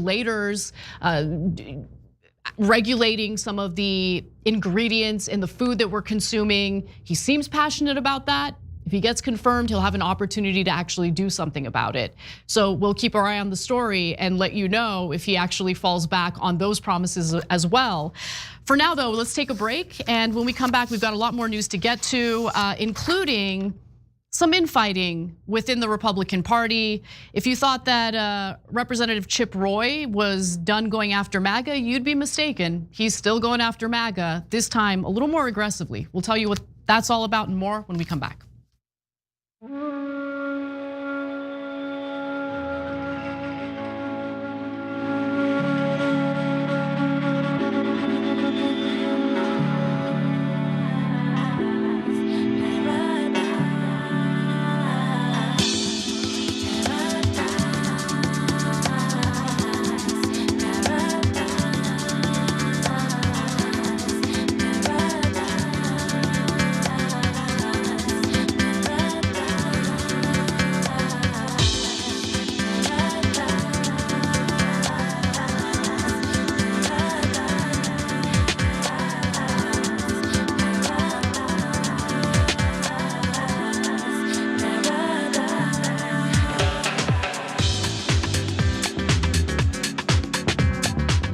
What's up? Welcome back to our social break. We're also going to talk a little bit later in the show about the consequences for a very, very corrupt senator.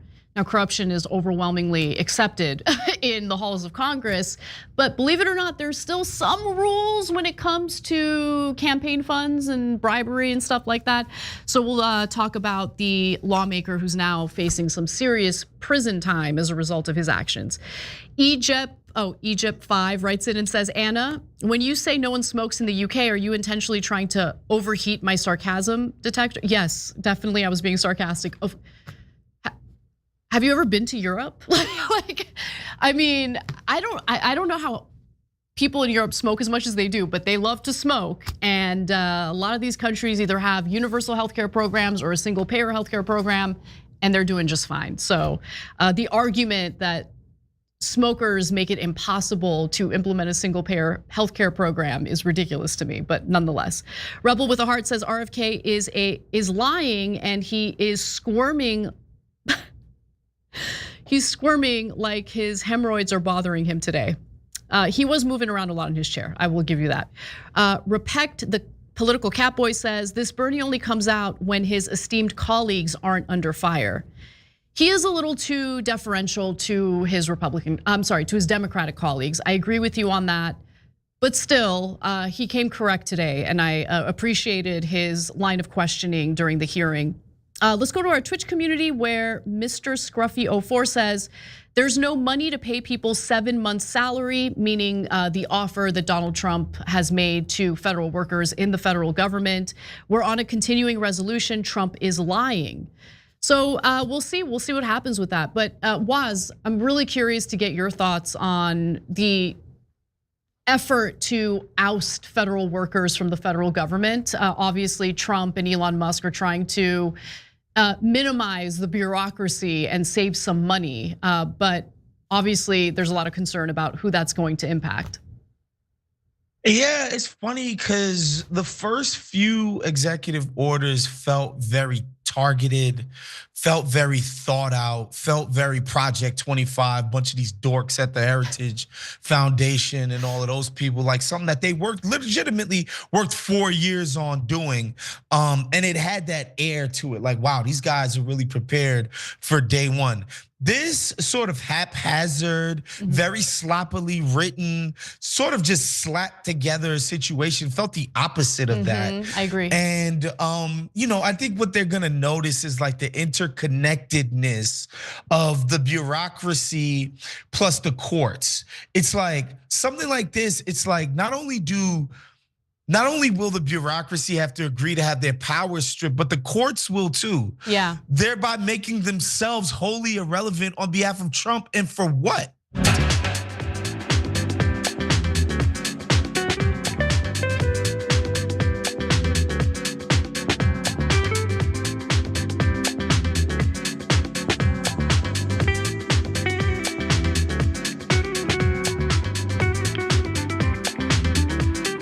Liked beer, still like beer.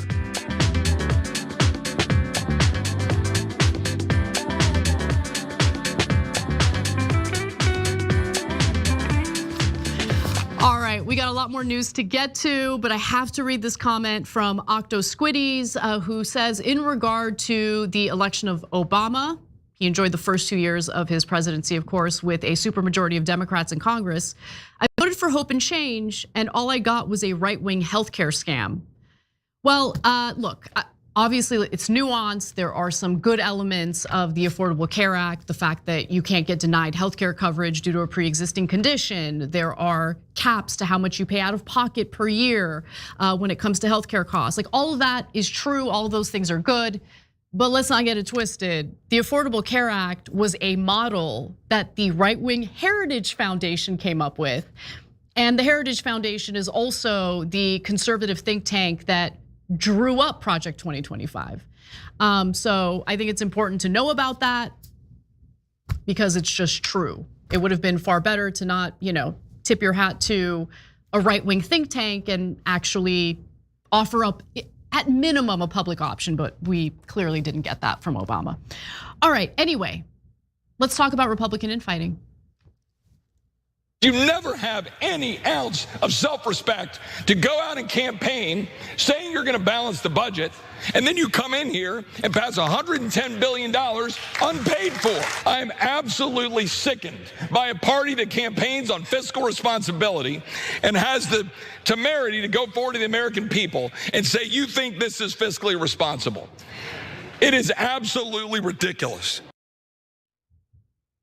Well, the man you just heard from is ultra-conservative Freedom Caucus member, Congressman Chip Roy, last month blasting his fellow Republicans for essentially backing calls to increase the debt ceiling after decades of calling themselves deficit hawks. But we all knew that they weren't actually deficit hawks because anytime they're in charge, they spend while also cutting taxes for the rich and corporations. But nonetheless, it looks like there's still bad blood between Roy and his colleagues because he's coming at them again.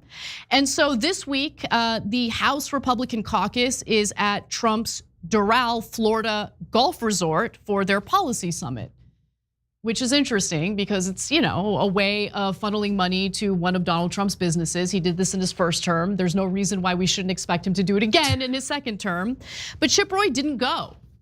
He rejected the invitation and he's making it known publicly why that is. He writes on X, "It is being reported that I am not at the so-called Republican retreat in Florida. I am not. I am in Texas with my family and meeting with constituents rather than spending $2,000 to hear more excuses for increasing deficits and not being in DC to deliver Trump's border security money ASAP." Later, he told Fox that he would not comment on other members of his caucus that skipped the summit, but he did make another spicy remark. Let me read it to you. He says, quote, "If you're asking me to go spend money to go sit in a resort rather than doing our damn job, no, I'm not going to do that." He's right that a crap ton of money will be spent specifically on Donald Trump's own business. And we don't know exactly how much the full amount will be.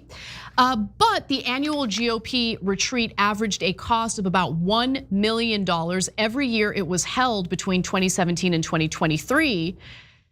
And that's according to tax filings by the Congressional Institute, the corporate-backed nonprofit that has organized the event for decades. And the reason why we don't know how much it's going to cost this time around is because Trump's Doral Resort can basically charge higher fees, right? And in fact, that is what happened in his first term when official events were being held at Trump properties. When you compare the average nightly rate for hotel rooms, they tended to be lower than what they ended up going for when official government, functions or actions or events were being held at the properties. Now, apparently the Republicans in attendance are furious about Chip Roy's attitude here. Let's give you a few examples, including Representative Greg Murphy, who told Fox, sadly enough, we have people sitting at home complaining about the meeting on Twitter, and they're the ones who'd rather complain, attack, argue, than be part of the solution. We know who they are, we just have to deal with it. And Vice President JD Vance mocked the people who didn't show up, saying that the Veep, quoting an absent lawmaker, said those absent would rather have lunch with Hannibal Lecter and eat his own liver than participate in the issues retreat. So we're gonna get into what actually happened at the retreat itself. But before we do that, how much do you love this, Wos? It's awesome because there's this sort of these ideologues, right? When it comes to the Chip Roy type, these deficit hawks, fiscal responsibility, blah, blah, blah. And as Ana mentioned at the top of the segment, there's no such thing as a fiscally responsible GOP government. That's not a thing that ever happens. Every time these guys get in office, they spend like hell, cut taxes like crazy, and increase the deficit. Like, you name it. In fact, George Bush actually invented the concept by which we don't pay for wars when we go to them. He went to war with Iraq and Afghanistan and put it on a credit card. This was unprecedented. Never happened in our country's history. So the Republicans invented this as a tactic, but yet there's this, clownish wing of their party who, I guess these guys are true blue ideologues, but are still mad at the idea that the Republicans, aren't actually deficit hawks in practice and only pay at lip service when they want to demonize minorities for quote unquote being welfare kings and queens. But here's the thing, Ana, everybody can do the math. Our biggest spending goes to what? Medicare, Social Security, military. Which one you gonna cut, brother? Which one you gonna cut? Yeah, look, I disagree with you slightly, okay? So when I look at my paycheck and I see the money that's taken out for Medicare and for Social Security, I'm all for it. I know exactly where that money's going. I'm in favor of those policies. I feel that it's my patriotic duty as an American to fund these programs with my hard-earned tax dollars. But then I see the federal income tax. And I'm not gonna lie, I'm real salty about that, okay? Because that money doesn't go toward bettering the lives of American citizens, okay? Look, yesterday there was the big story about Donald Trump doing a temporary freeze on federal grants. And everyone keeps bringing up cancer research. And look, don't get me wrong, I'm not against cancer research. I am against American citizens funding cancer research and then getting price gouged if, God forbid, they get diagnosed with cancer and need treatments. Like, there's so much unfairness in the system. And look, let's keep it real. There is a lot of waste. I don't think most people know this. All sorts of think tanks get federal grants. Okay, at Brookings Institute, which is a left-wing think tank, they get grants from the federal government, millions of dollars. Same with the right-wing Heritage Foundation. There is a lot of waste in the federal government. And so if we want to have a conversation about where we can cut, where it actually makes sense and it's not gonna hurt the American people, I'm actually open to that conversation. But the problem with both Republicans and Democrats is they both parties love pork barrel spending. They love to give all of their corporate donors all sorts of cookies, at the expense of the American people. So that's where I disagree with you a little bit. But I think that something can be done. Like, I'm totally in favor of doing audits to see whether or not we're wasting money. I know we're wasting money, but like, where can we cut? Where can we be responsible without cutting, social programs that Americans are entitled to because their tax dollars are actually funding those programs? I don't know. Am I being a little too nuanced here? No, I don't think so. I think you're right in terms of the bloat in the government. There is a lot of bloat everywhere. I was just reading, I forget who it was. It might have been my man Ryan Grimm, and talking about like the freaking consultants that are making billions upon billions upon billions to consult the federal government.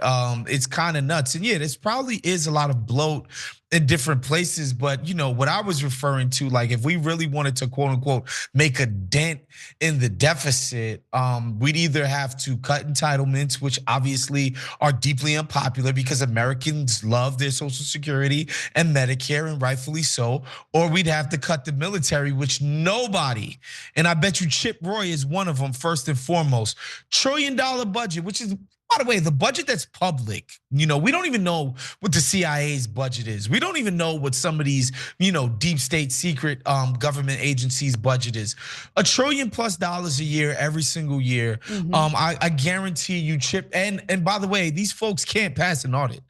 They can never justify any of the money that they're getting. They failed like, I want to say it's like 40 audits in a row or something crazy like that. And yeah, Chip Roy would never want to touch that ever, not in a million years. You're absolutely right about that. Now, Ken Klippenstein's reporting indicates that there is some indication that there will be cuts to the Pentagon, but namely to help free up some resources to invest more in artificial intelligence. So it's not like they're looking to cut money to the military or to the Pentagon in order to pursue a better healthcare system or something like that. They're going to, the research and development for pharmaceutical companies, for Silicon Valley, like that stuff really does frustrate me, because it's one thing if the American people are making an investment into, the research and development of programs that are actually gonna make their lives better. But oftentimes that's not the case, okay? Oftentimes it makes corporations super wealthy, pharmaceutical companies incredibly successful, but we don't really get the benefits of that to the same extent, not even close, okay? Especially when it comes. By the way, Anna, it's important for the listeners to know they're getting into the Pentagon's budget for AI research. AI is Pentagon. Yes, I was gonna AI say that. is military. 100%. That's what that whole entire thing is about. They're like, well, China's gonna be this. It's military, dude. It is. It's war machine stuff. That's what this AI spending is about. Don't let anybody fool you about cancer research and blah. No, it's all government. It's all deep state, militaristic war machine spending. You're absolutely right about that. So real quick, what happened at this retreat at Trump's property? Well, it looks like Chip Roy should still be concerned about Trump's efforts in raising the deficit or the debt ceiling, because Vance apparently told Republicans at this Florida meeting that Trump still wants to raise the debt limit, which would increase the deficit. Party members discussed their plans to extend the 2017 tax cuts as well, which are estimated to cost $3.5 trillion over the next 10 years. By the way, I should note, the debt ceiling should be lifted, right? Like the idea that we don't lift the debt ceiling is disastrous, because that would make us unable to pay our debts. And if we're unable to pay our debts, the entire world economy would collapse. So, it doesn't necessarily mean that it would increase the deficit, but taking all the different things we're hearing from the Trump administration into account, all the different things he wants to do, including extending the tax cuts, it would raise the deficit. And maybe they're looking to fire a bunch of federal workers in order to, minimize the damage here. But obviously, firing a bunch of federal workers would have other consequences that could hurt the American people. Now, Republicans are also eyeing potential changes to key safety net programs, such as work requirements for those participating in Medicaid, to help offset the cost of enacting their priorities. Just to reinforce what I was trying to say here about what's going on, what the agenda is, where they're looking to cut spending, and where they're planning to increase spending. So there you have it. We got to take a break. When we come back, we'll talk a little bit about Bob Menendez, a former Democratic senator who was convicted for his role in a corruption and bribery scheme. Come right back. We'll tell you how much time he's going to spend in prison as a result.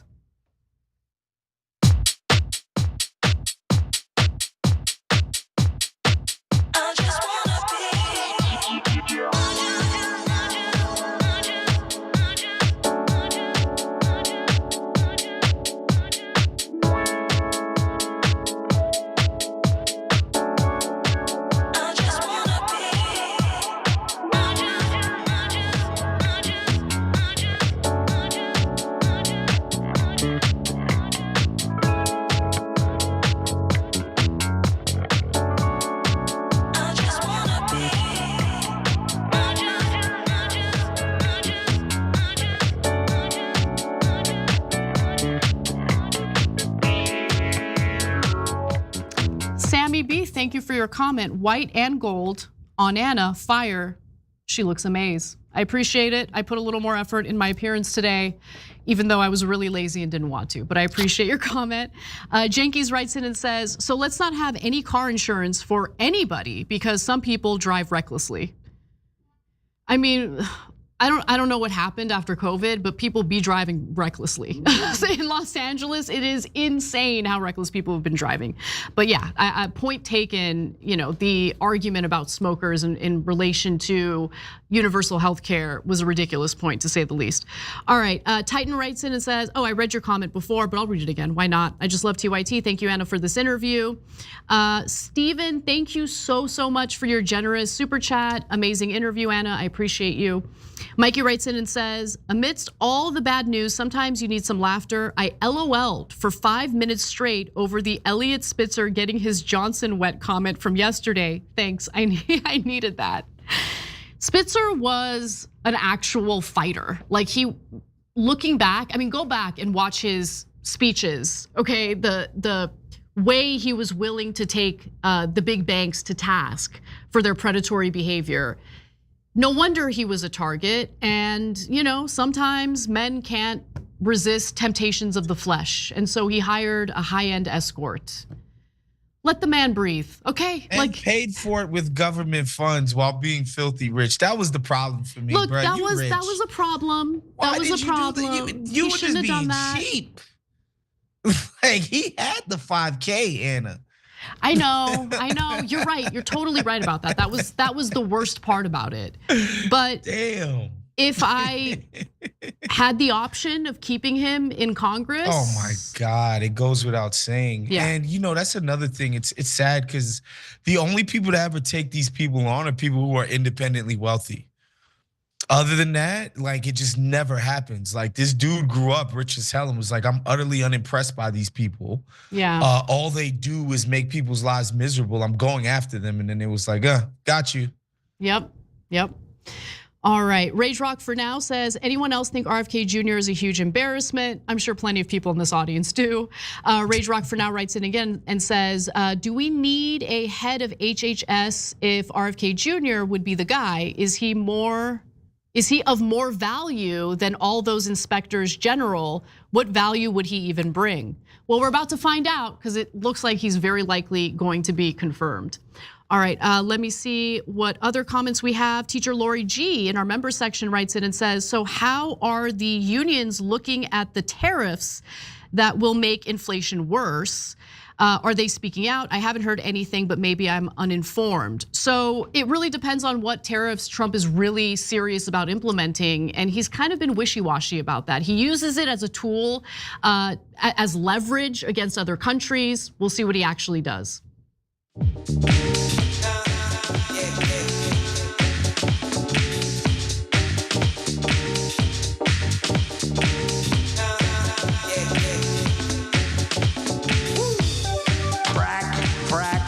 Like a duck. Frack, frack, frack.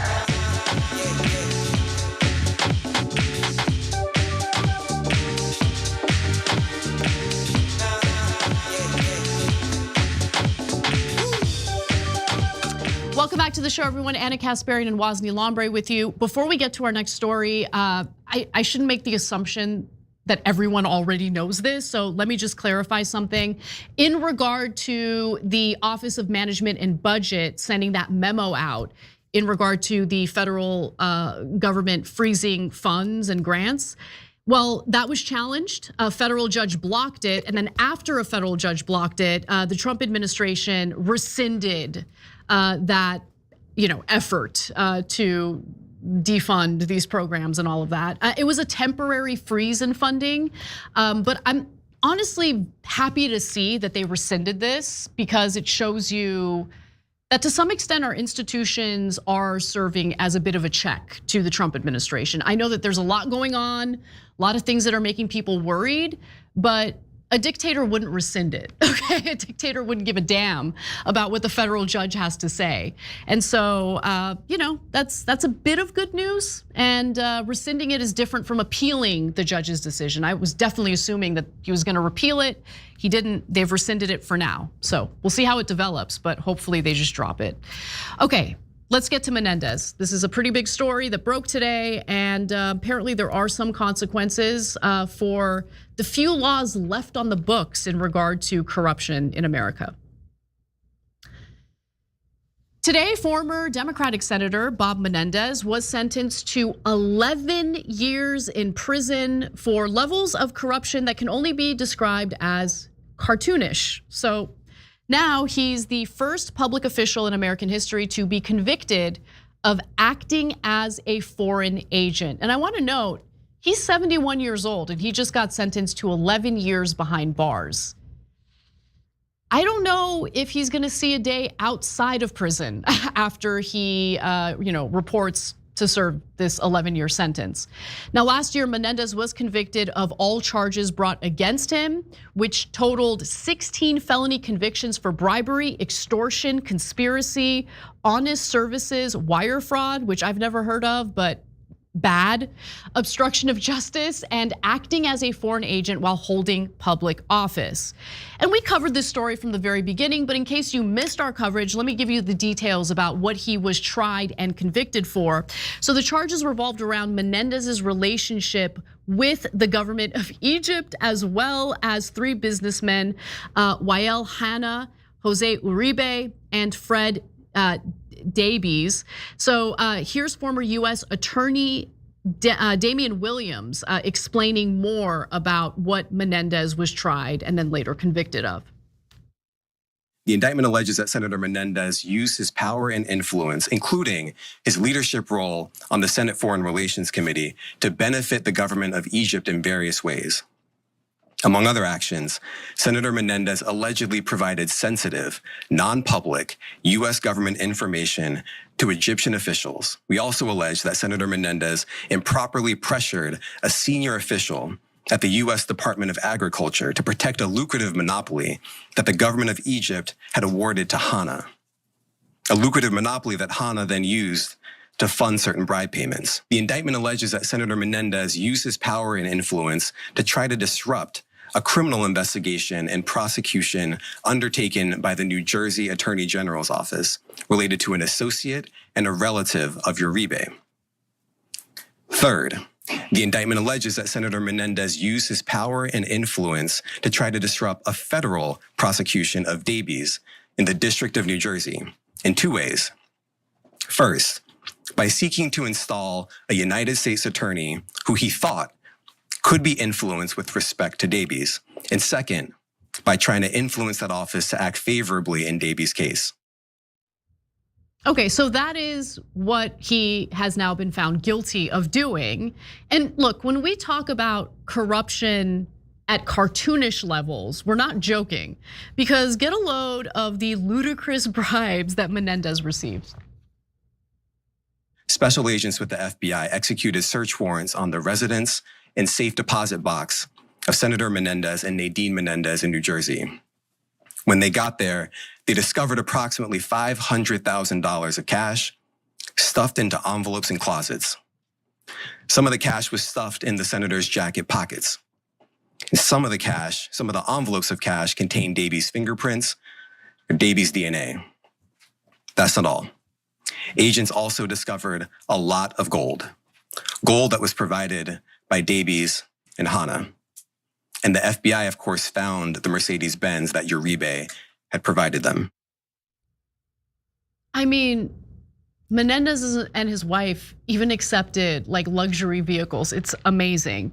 Now, when the charges were first announced back in 2023, Menendez responded by brazenly weaponizing his identity. But like, it's also hilarious that he said this. He said, "Those behind this campaign simply cannot accept that a first-generation Latino American from humble beginnings could rise to be a US senator and serve with honor and distinction."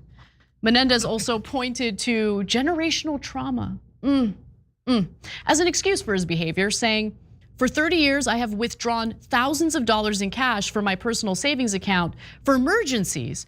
And because of the history of my family facing confiscation in Cuba."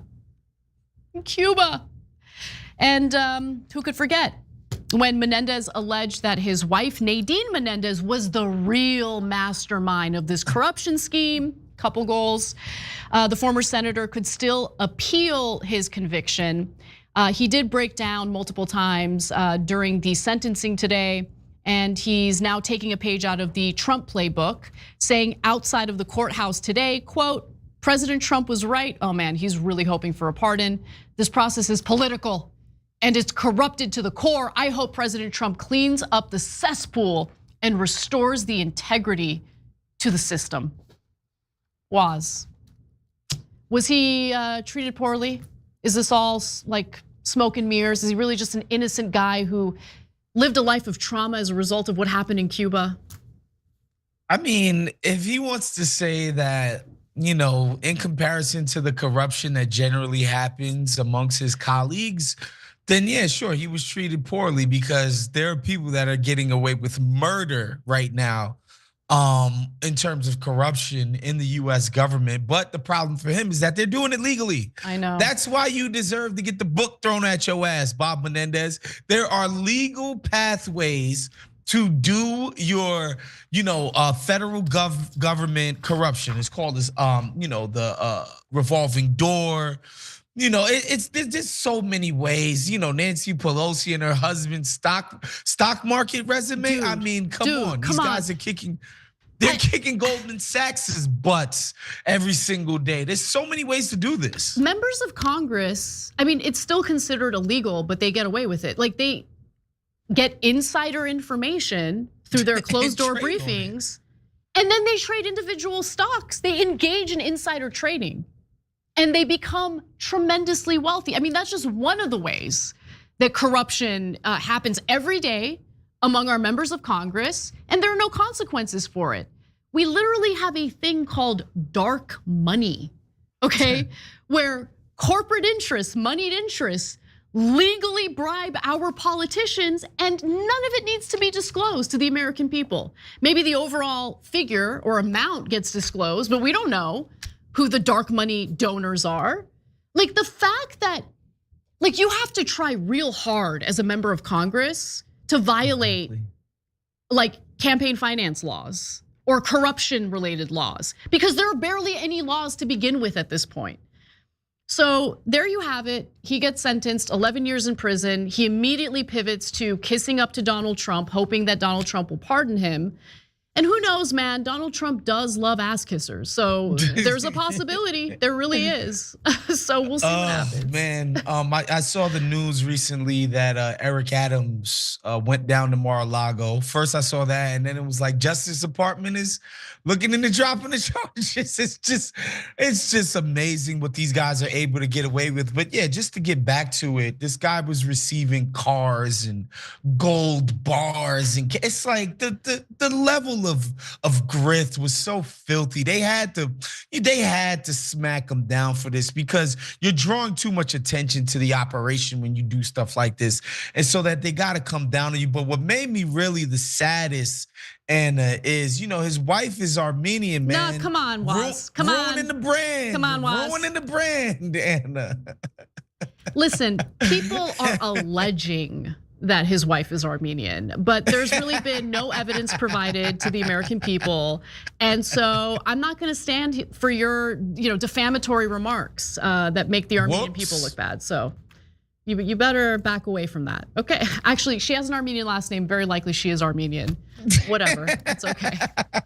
Listen, every group has the goodies and the baddies. Got some bad apples. Yeah. Got some bad apples. I don't know if you guys had saw this, but Prizewell from the Fugees, he was like colluding with the governments in Southeast Asia, all kinds of nonsense. They hauled his ass into prison, making the Haitians look bad. It happens. It happens. And look, it's interesting because you have an Armenian woman who married a Cuban man. It's kind of like our household. Where have I seen that before? Okay. We're we're upstanding citizens in the Casa Caspez household, but not so much in the Menendez household. So, all right, we are going to move over to our bonus episode for our members, but honestly, some of the best stories are gonna be in our bonus episode today. We're gonna talk about Charlamagne getting into it with Vivek Ramaswamy. Also, there was an all-out brawl in a suburb of Chicago during an official government meeting. We're gonna show you video, tyt.com/join to become a member, and we'll see you there.